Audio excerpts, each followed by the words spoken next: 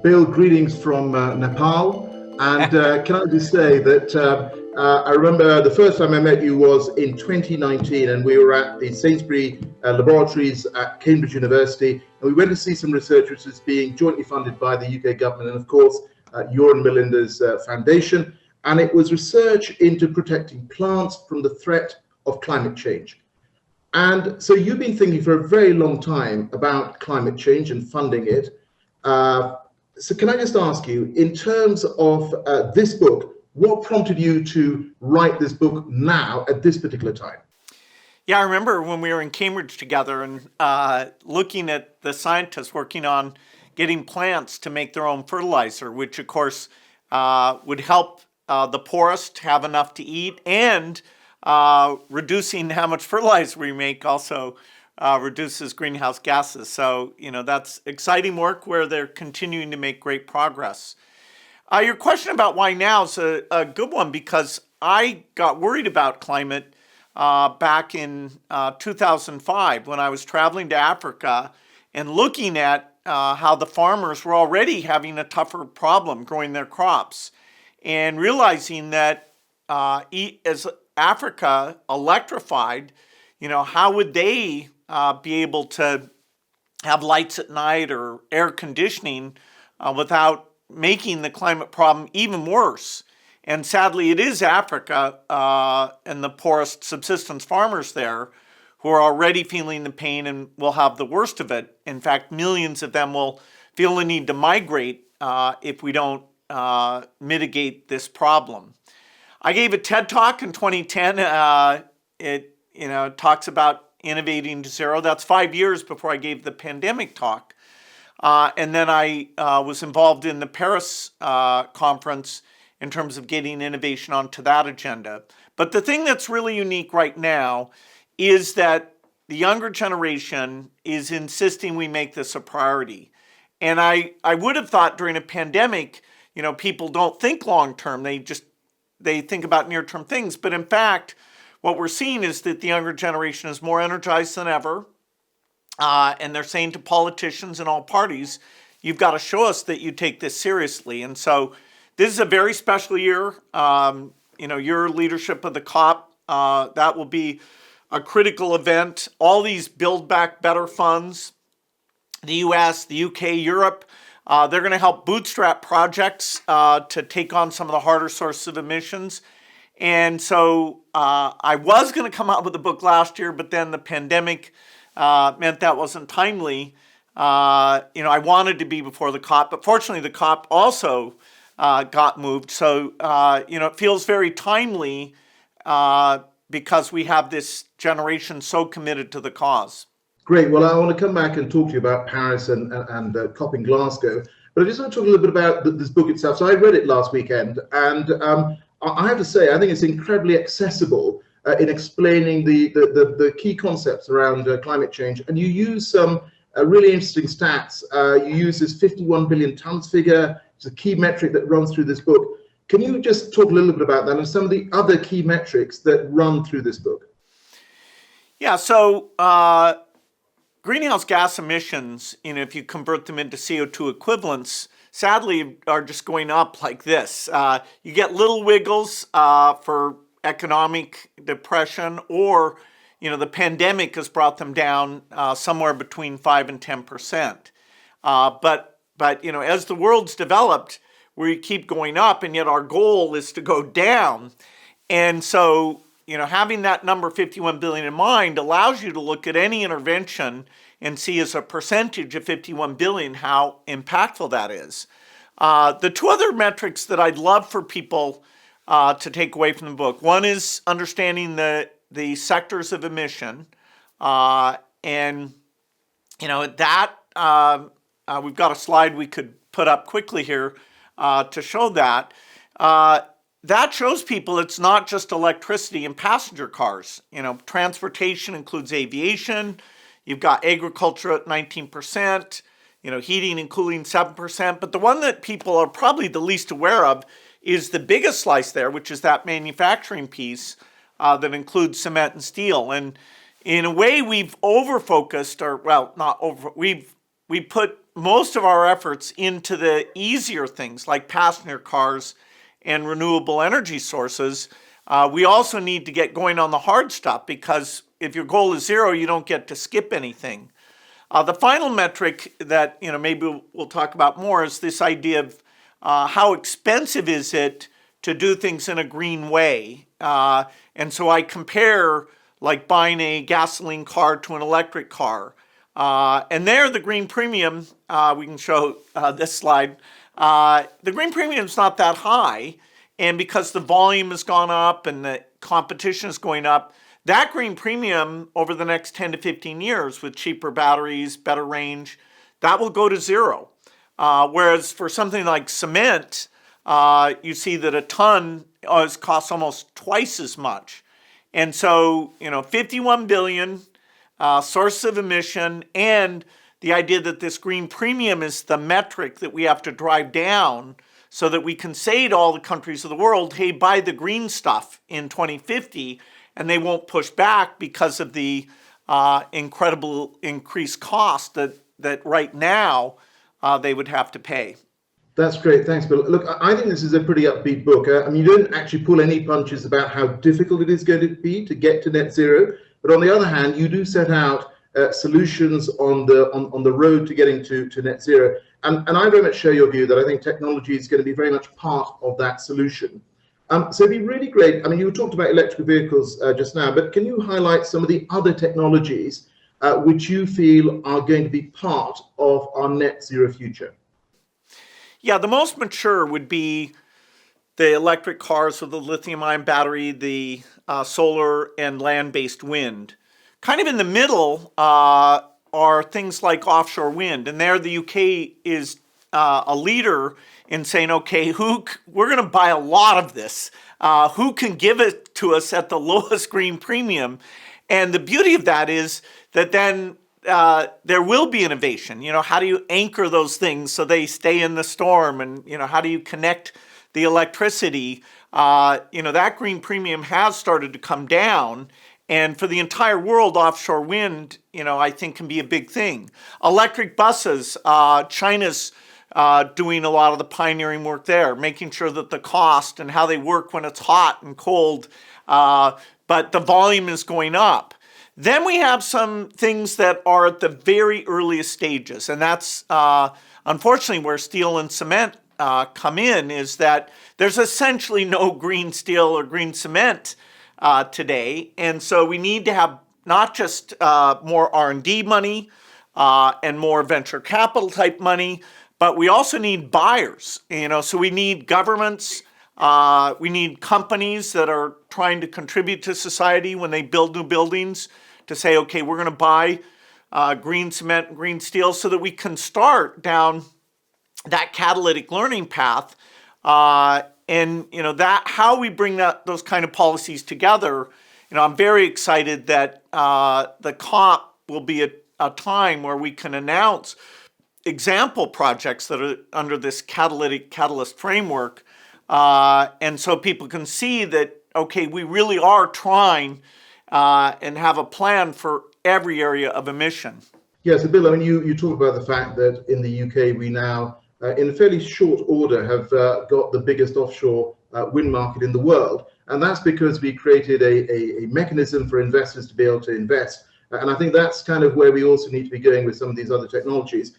But you referenced COP. I'm spending a lot of my time traveling around meeting governments. And earlier this week, I was in Delhi and I met Prime Minister Modi. And during our conversation, he referenced mission innovation and he referenced working with you.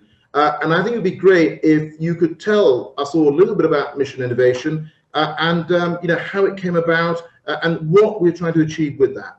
Yeah, so prior to the 2015 Paris meeting, I was talking with President Hollande and President Obama and President Modi, sort of saying, hey, the near-term commitments where you drive the low green premium stuff to higher scale, that is so necessary and so important. But that alone won't get us to zero. We need part of these conferences to look at, are we raising our R&D budgets, and are we raising the high-risk capital that's going to jump in and grab those things out of the laboratory? And it was fantastic that President Modi, who actually named this initiative Mission Innovation, he agreed to come to the entire event. And so we had the announcement. The government's committed to raise their energy R&D budgets. The UK's done very well in that, which is fantastic. Many others haven't met their doubling, but the total increase has been quite impressive. And my part there was to commit to this breakthrough energy effort that included a very specially designed venture group that would only go after climate innovation. And we've invested now in 40 companies. We've just raised a second $1 billion fund, which will invest in another 40 companies. And so that supply of innovation is going well. And I do give the 2015 conference credit for saying to people, it's the near term, but it's also this innovation. And how we highlight some of these advances in Glasgow, so people get that it won't just be brute force trillions of dollars. It will be creating new jobs around these new approaches that have other benefits like no local pollution, which coal plants have that. So that sense of, okay, how do we coordinate all the different green hydrogen projects that are out there and make sure we're picking things that really have a chance of getting to be very low cost. That's a super important topic because of all the money, the Build Back Better money, making sure we get the maximum benefit from that. Well, I think you are so right when you say that we need to talk about green growth. In the UK, we use the statistic that over the last 30 years, we've grown our economy by 75% and cut emissions by 43%. So it is possible, and countries around the world are doing it. But when it comes to transforming industries, and you talked a little bit about this earlier, and decarbonizing them, some of course are much easier than others. Have you actually been a bit surprised at which industries have moved faster than others? Yes, the agricultural sector was the one that, if you'd asked me 5 years ago, I would have said, I don't even really see the path there. And admittedly, we're still in early days, but there's a lot of companies like Impossible Foods, Beyond Meat, but many others as well, that are looking at new ways of doing food production that can get rid of the slaughtering animals and the methane and the manure and a variety of things that cause those to be highly emitting. So I'm seeing much more hope there, and that's why it's really the aviation fuel, the steel, and the cement that sadly, just if you take those three, you're up at almost 20% of emissions. Those are the ones that still don't get enough focus. So when we did our first Breakthrough Energy Fund, storage and food, actually, we had more opportunities than we expected.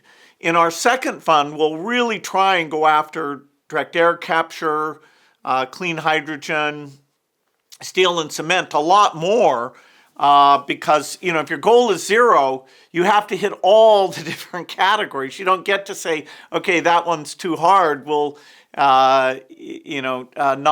not do it. And the industrial economy is, everything is so cheap that people almost don't pay attention. And now, we need to renew our skills and find new approaches. So what are the toughest technological challenges ahead of us? What is going to make it really difficult to get to that net zero? Well, one of the things that is tricky, and the United States is experiencing a little bit of this with our Midwest weather challenge right now, is that the electricity sector, even as it uses onshore wind, offshore wind, and solar, we need to maintain reliability. And even during crazy weather events like big cold fronts or heat waves. And that's going to mean that we have to build a lot more transmission, which is politically can be difficult to get permitted. it also is going to mean we either need to store a lot of energy for those tough periods, which would take a miraculous invention to be able to store that much, or up to 25% of our sources will have to be non-weather dependent and yet green. And that's where, the question of can nuclear be cheap enough and safe enough? And can we get the public acceptance of that to be part of this energy ecosystem? It's a huge question. We have to pursue both the storage miracle and nuclear to make sure that one of them succeeds, because, the climate, just accepting defeat on this would, be so terrible for us. So I do think energy reliability, that's one where the open source model that Breakthrough Energy is doing will let people model the grid. David Mackay, who is part of the UK government, sadly passed away, he started this idea of, okay, let's get models going so that people can say, okay, which sources of energy do they like and how much transmission do they like? And in 2050, will it be cheap and green and reliable? So that's one that people may underestimate how tough the reliability will be, and yet it's so critical.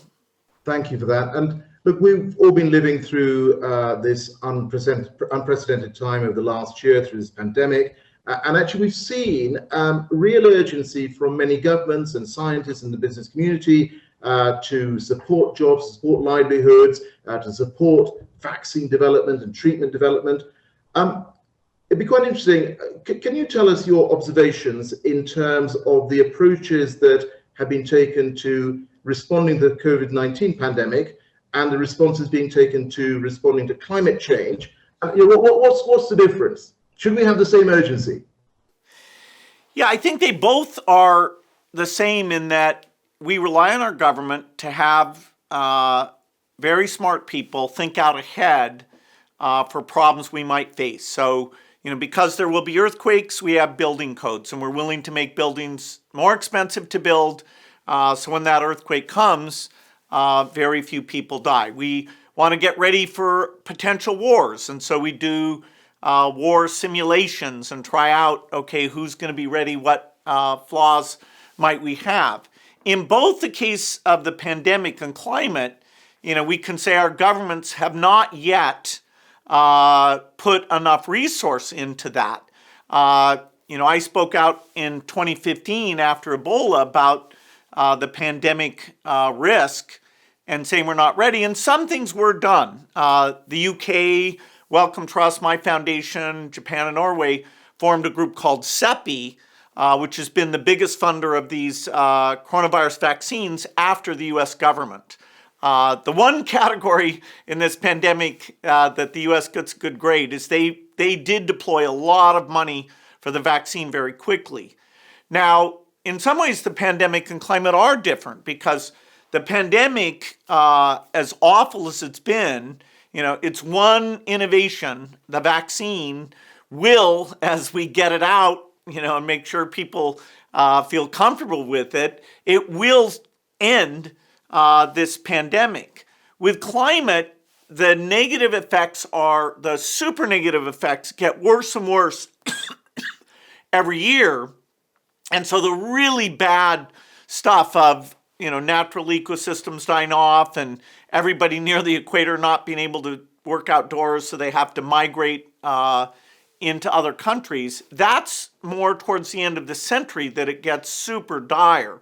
And so getting people to take action now for something that's, their kids and grandkids would have a tragic situation, that's more tricky. And we have to have cooperation, because no matter where the emissions take place, it affects the entire world. So this is a tougher one, but, people do expect government to show them and use innovation as the tool that can avoid the problem. Well, look, Bill, I want to come and talk about governments because obviously they have a big role to play, and we've had a change in administration in the US. But you're someone who learns about human challenges. You love that. You love taking on complicated problems. I mean, I remember this when I was running the Department for International Development in the UK government. I mean, I saw firsthand all the work that you were doing, all the work that your foundation was supporting in tackling the health challenges, and you talked about some of those in this session. Can you just explain to us, because I think people will be intrigued by this, what is your process for learning about something completely new? I mean, how do you go about it? How do you go about learning about climate change? Yeah, so this is a great period for somebody who's curious. You can go up and, if you don't understand, how is steel made? What's the history of that? You can read people like Smil, and he has books, or online. The videos that educate you are incredible. I was lucky that a few professors, David Keith and Ken Caldera, agreed to spend 6 half-day sessions with me a year where we would pick different topics. And so I would read a few hundred pages in advance and sit and ask simple questions. And experts came in to explain about carbon capture and permafrost and ocean circulation and storage and the climate models and all these things that climate is the number of sciences that you need a grounding in to appreciate it is very, very large. And so for me, that's been fun, reading the different books, having people come in, and then, being able to build a team of people that, will talk with governments about what these policies are.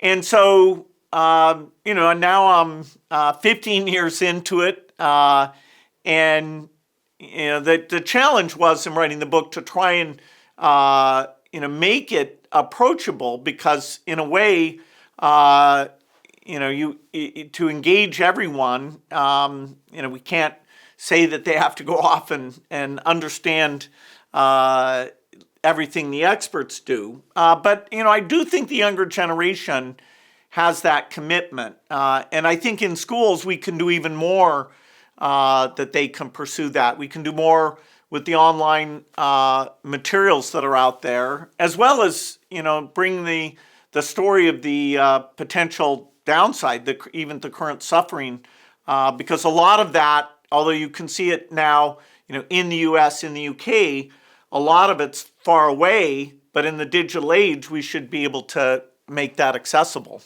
Yeah, and look, you're so right. I mean, this really matters for our generation, but of course, the future generations have. This evening just met with some really inspiring young people here in Kathmandu, talking about what they are doing to take their own actions on climate and how they're going about persuading the government.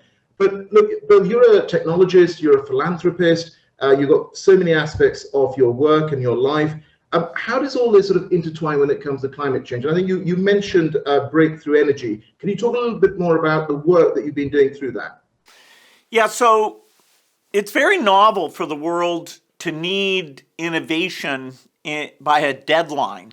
Normally we just let innovation go, and some areas go better than we expect, like chips, and some, are much harder.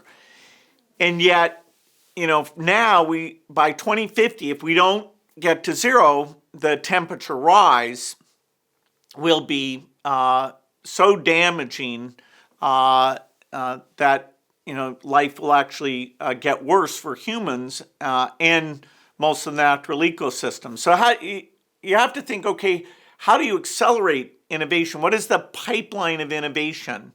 And we've got a slide that kind of shows this, that on the very left, we've got basic R&D, then we've got translational R&D. That's very much a government role, although philanthropists, like that seed work you and I were talking about, Lord Sainsbury's been an amazing backer of that work as well. Then, we can have money to draw people into the cause even before they can form a company. We call that fellows. So that's in this breakthrough energy umbrella.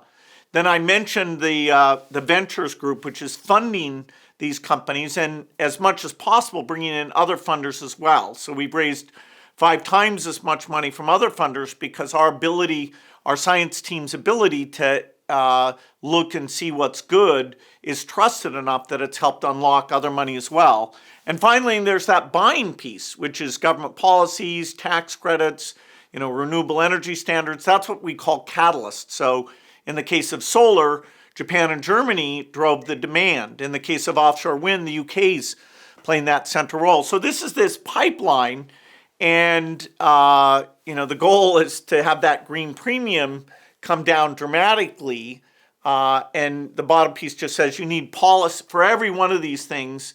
You need global coordination and you need government policies. And so without government driving this, it's just not going to happen. Philanthropists can be helpful. They can drive some of the advocacy, but in the end, it's too big of a problem. And so that's why, the events like COP26 are so incredibly important. Great, Bill. I'm going to ask you one more question before we move on to Q&A, which is that in the next few days, the Biden administration is going to rejoin the Paris Agreement. And certainly it's something that I very much welcome. And I welcome the fact that the US is back in the front line in the fight against climate change. But let me get your views on this. What do you think the new administration, the Biden administration, needs to do and to achieve on climate over the next 4 years? Yeah, so it's fantastic that this is such a high priority for the Biden administration. I mean, he's articulated right up there with his work on the pandemic and equity issues. And because it's such a hard problem, it requires that level of prioritization. He's picked super good people. He's got John Kerry as his envoy, who's I've been talking to a lot because he has a lot of passion for the issue. But he's put climate people throughout the administration. It's not just this vertical thing. Even, like Brian Deese runs the Economic Council, has a very strong climate background. So I do think we'll get a lot of initiatives. I would say, though, a little bit ironically, we want climate to be a bipartisan issue because, we've got to have 30 years of progress, not just 4 years. And one thing that is important is that the responsibility of the US and the UK is not just to drive their emissions to zero. Their responsibility is to make it easy for all countries to get to zero. And so that's why the reduction in that green premium is the best long-term metric of whether, when we talk to India in 2050 and we say, India, please use green cement, green steel, will they say, hey, send us the trillions we'd need to subsidize that? Or will they say, okay, it's so modestly only slightly more expensive that even with very little help externally, we agree that to help the world. In India, because they're closer to the equator, actually, these hot days and everything, it's actually worse for them than it is for most other countries. So they're kind of, both in terms of future emissions and future suffering, India is paradigmatic. If we don't, help them and get them involved, then this whole thing doesn't go well. So,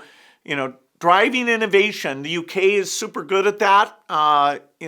It's emphasizing that remains a super strong priority. The US, in things like health research is by far the biggest spender, and we get a benefit that we have lots of companies that export those solutions. And so that paradigm we should apply to, green innovation as well.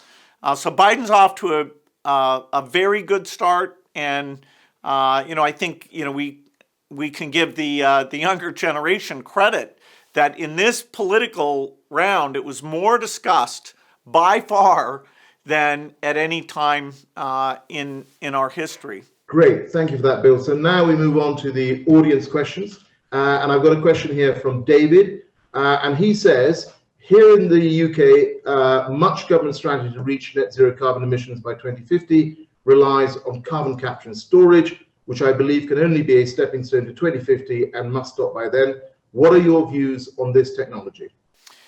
Yeah, so I'm the largest investor in a variety of companies that are working on that. The key figure of merit is the cost per ton.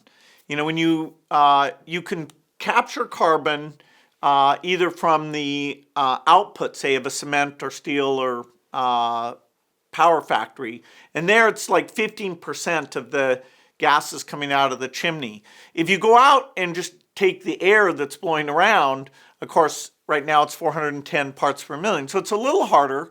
One of the companies I'm funding is working with Occidental and thinks they can get down to $100 a ton. Now, $100 a ton is still pretty high. If that's the only tactic you used, you take the 51 billion, you multiply by $100, that's 5 trillion a year, which is probably more than the world's likely to invest. I don't know how much below $100 we can get it. Can we get it to 50? If you could get it down to 10 or 20, okay, that is mind-blowing, but I don't think very likely. I hope some, crazy thinker can prove me wrong and make me look foolish for saying that can't be done, but we can't count on it. But it is sort of the ultimate way that if you can't decarbonize a process, that you just do the direct air capture to offset it. But, hopefully for most things, you don't have to use that because the cost per ton, I just don't see it being super, super low. You have to capture the carbon, you have to pressurize it, you have to put it underground somewhere where it's going to stay for a long time. Still fairly complex to do. Thank you, Bill. And just my message to David is that please look at the 10-point plan for a green industrial revolution, which we published in our energy white paper. It'll tell you what else we're doing apart from planning on carbon capture and storage. So a question now from Julio, which is, what is the one thing that all of us can do to avoid a climate disaster? So us individually, I guess. Yeah, so I'd say there's 3 things. There's your political voice and convincing people even if their general politics are different than yours, can you in a, trustworthy, clear way help bring them around to this cause? That is very, very important. Parties can disagree on tactics to get to zero, but the fact that it's an important goal, we'd like to have that as a consensus as much as, ending the pandemic is a consensus. The second thing is you as a consumer. If you buy an electric car, that helps drive the rate of innovation there up. If you buy artificial meat, all the different products, you'll have clear indications of are there choices that have a lower carbon footprint, and you can be catalytic. We may even have a fund that you could give to, but for now, there's those clear categories. And then the final thing is you're an employee. And so saying to your company, hey, what are we doing in terms of our, buying green aviation fuel or taking our skill sets, whether it's finance or tech or anything else, and applying it. Even employees of the government buys a lot of stuff. Could it be 5% of the roads, are built with clean cement, and to try and drive that forward. So because this is so hard, and because the 30 years we can't waste any of them. We've got to be talking more about this, and people who think you can only reduce your consumption, that alone will get us to zero. Sadly, that's not going to help us because the developing countries, need to provide basic services. So we've got to multiply by zero. Yes, I think as you've said, basically we all have a role to play, whether it's governments or businesses or indeed individuals. So I have a question here from Albie, and she says, epidemiologists say COVID has been the most collaborative period of their lives. And this collaboration led to the rapid deployment of COVID vaccines. How do we catalyze this collaboration around climate change before the problem gets a lot worse? Yeah, it's a fantastic question. Sharing sequencing data where the UK got out in front on that, and our foundation's trials in South Africa showed how the variant affected that. every day I wake up and see articles and, people are being super open about everything, even these pharma companies offering to let the Indian manufacturers have the vaccine. That's really unprecedented, that it's a second source factory with no royalty and just, trying to help them get the volume up so that the inequity of how quickly we get the vaccine out, we can hopefully make that more like 6 months than 18 months. It's kind of a warlike attitude. Okay, we'll do whatever it takes. It's hard to sustain that, I have to say, for 30 years. Even, like this year of, okay, we're going to stay in our home and we're not going to, break any of the distancing rules. A year, probably feels like a long time.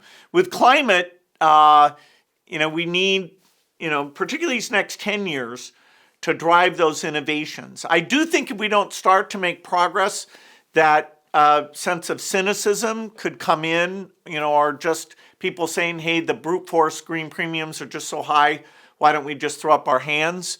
So, having every year or two something like Tesla and electric cars where you say, okay, I see now that this is real. We have to make that evident so that people feel very good about the progress that's taking place. So, yeah, the openness, and that's where the basic R&D piece comes in, is that's just published to the world for everybody to see. And then, when you actually try to build the plant, okay, that's what gets you more into the private market side.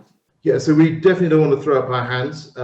We want to get on and do this. But James asks a really important question. He says, what do you think is the hardest political choice that nations need to make to help save the planet? Well, unfortunately, there will be elements of this that are somewhat of a short-term sacrifice to get the long-term benefit. And, being sensitive to the idea that, okay, if you work in the coal industry or, you farm cattle to make beef, this effort feels like we're devaluing your skills and your, opportunity to contribute. The sensitivity to that will be super important. I mean, it's very interesting that in the UK, you can always look at what the current sources of energy are, and coal is tiny. So the irony that the place the Industrial Revolution started, which is very coal-driven, has actually made more progress than even some other European countries. That just shows, hey, this can be done. A lot of our challenges with coal are in Asia. China's still building. India, the straightforward path to them is very coal-oriented. So it's great you're in Asia where a lot of the, potential for innovation will have to be brought there very, very quickly so that their current plans, they see it as practical to make those changes. We can't say there aren't trade-offs here. There are lots of new jobs, lots of new companies, but the right government policies to deal with, which communities are affected.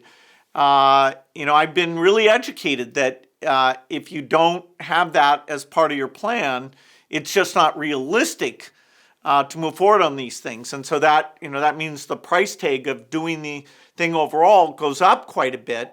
It's a great investment in the future, but the transitional costs are there, and we have to be very open about that and say, look, we're going to lead, we're going to make this worthwhile, including the highly successful companies who are starting, like in finance and tech, starting to get into this. But I hope we see that intensify dramatically.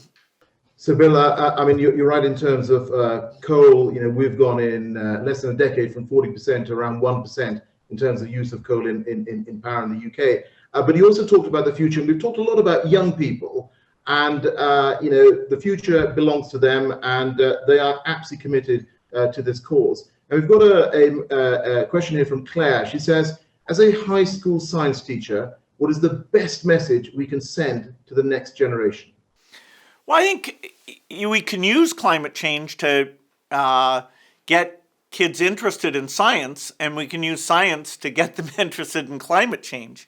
To understand, okay, why does CO2 block the heat from coming out? And what would the Earth be like if we had zero CO2? It'd be too cold, actually. So, some greenhouse gas effect actually has been very beneficial. You don't want too little or too much, particularly if it rises rapidly.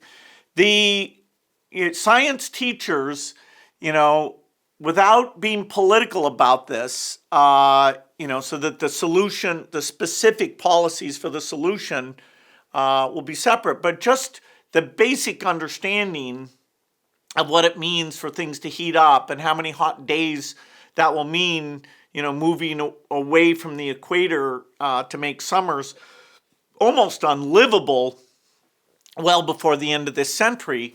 I hope we can give materials, and in fact, Breakthrough Energy is working now on some core stuff that we were thinking like 13 or 14-year-olds is a place that you could actually start to expose this and use their curiosity and fascination. So it's it's fascinating, and I do think people want to associate themselves with something more than just their own individual success. And so there's almost a religious commitment to the earth and what we're doing for future generations. And this cause, there aren't many causes that can draw the globe together, where we work in a positive sum type way. And so, the various youth organizations connecting up with each other and the best practices in the education system being shared, I think there's a lot to do there. Yeah, and you will know this, but we've set up a civil society and youth advisory group as part of COP26 to help us, on the road to COP26, get their views, get their thoughts. I think it's going to be so important and vital. But you talked a little bit about hydrogen earlier, and we talked about green hydrogen. And we've got a question here. It's from Anonymous. So I don't know who it is, but it's anonymous. It says, what is your take on hydrogen, and how crucial do you think it will be in achieving net zero? It could play a very big role. I emphasized how the manufacturing sector is the place we've made the least progress, even though it's the biggest overall source of emissions. Many of those manufacturing processes, if you could get clean green hydrogen that was very, very cheap, then you, instead of making steel with coke, a form of coal, you would just do direct hydrogen reduction. Now, I want to emphasize it's not clear how cheap we can make green hydrogen.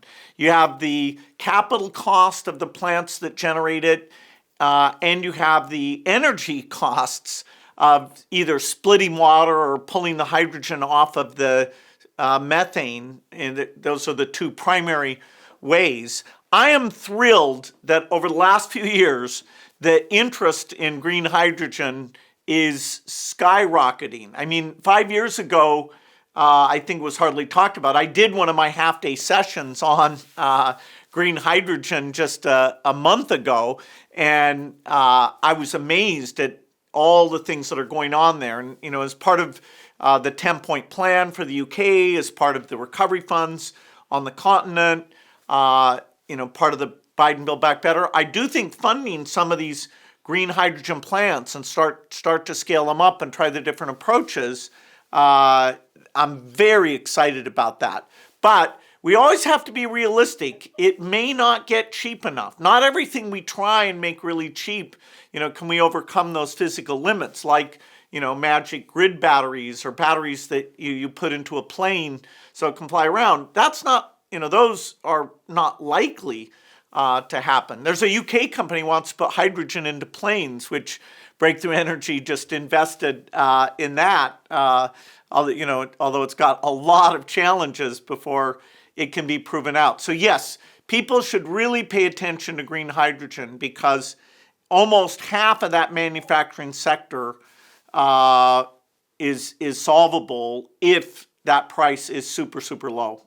Great. Well, look, we had a question, Bill, from a high school teacher, and now brilliantly we have a question from Teddy, who is age 12, and we want more questions from young people coming in. And Teddy asks, what are the most effective actions that children and young people can do to address the climate crisis right now? Yeah, I'm not an expert on advocacy. I have incredible admiration for people like Greta, who's really gotten visibility for the work she's doing, and I'm sure there's people around who are thinking about how they can scale up that message and make it constant. A lot of things come and people pay attention and then they move on. Sadly, in this case, we need that attention to intensify and stay very, very high for all 30 years. And different parties may be in power in different countries, and yet, we can't have them checking out of this cause. And so, I'm not the one who knows the answer there, but, young people coming together, figuring out various tactics, some are more extreme than others, and I don't know how to think about that myself. But, it's this new generation will figure that out, and hopefully, we can help make sure that idealism gets mapped into real plans. Otherwise, 10 years from now, we could have a very cynical view of this thing. Thank you for that. So now a question about entrepreneurship. And Frank asks, how can startup entrepreneurs contribute to tackling climate change? Yeah, I have to say that we need innovations from big companies and from startup companies. So far, it's mostly been the startup companies that go and cause trouble, and then the big companies wake up and go, "Oh, okay."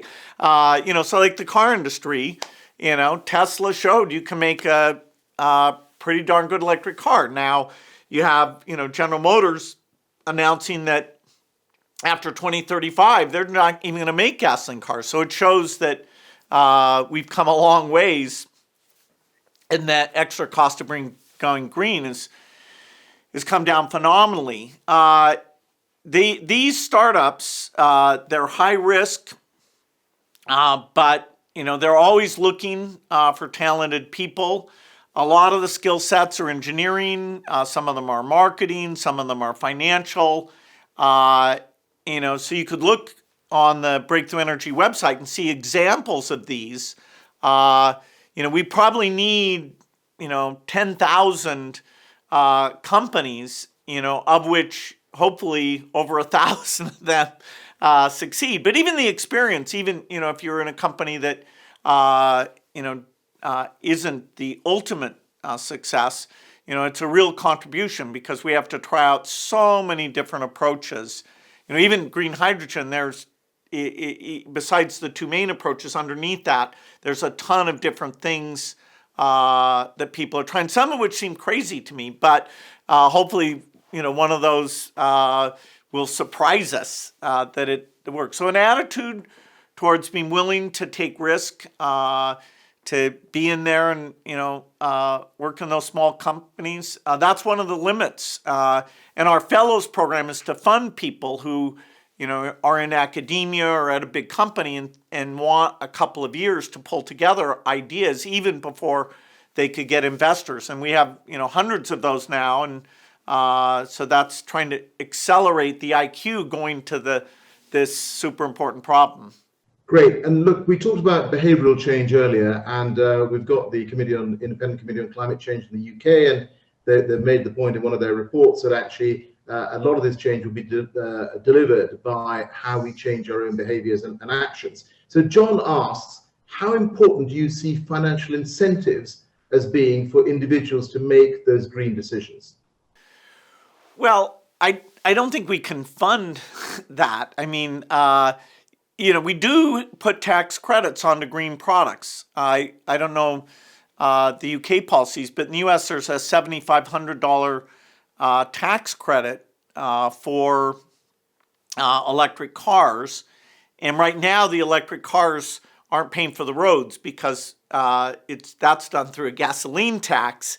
And so that's also, in a sense, a subsidy that the roads are there without them having to pay for that. So yes, that type of thing that will help bring the demand and bring up the scale, that's happened with solar in a significant way. But I hope that consumers will just decide, even if they have to pay a little bit extra, that the green products are a priority about who they are and how they contribute to this cause. But good tax policies connected to those products are also going to be very critical. Thank you. Lucy asks a question. She says, how optimistic are you about humanity's chances? And I'm going to throw in something about COP26 as well. How important, you've been to lots of previous COPs, you've been through this, you've been part of those discussions. How important is this year's COP in Glasgow? Yeah, I'd say that it's really critical because 30 years is a very limited period of time. I mean, given the scale of the industrial economy, if in 10 years we don't have clear approaches so that we get that 20 years to actually start replacing steel and cement plants or upgrading them in an appropriate way, then I'd get a bit pessimistic if that path isn't clear over this next decade. So particularly for the rich countries in driving those things, the consensus, the coordination, we don't have extra time left. Paris was great because although a lot of it was the near-term goals, we did show a collective willingness to come together and countries to put resources into their reductions and to encourage each other.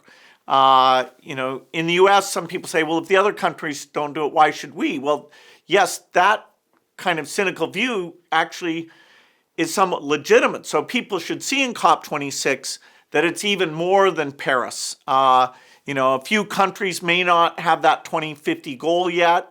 China's talking about 2060. We hope that over time that they'll pull that in, that they'll speak about being less involved with coal in some ways. So they're super important. The fact that Biden's, viewing this as a critical event for himself. The idea of getting innovation even more clearly on the agenda, including this catalytic bind part of it. I'm thrilled that the UK is taking it so seriously. I think because the UK set a good example, that everyone will come in wanting to show stronger commitment.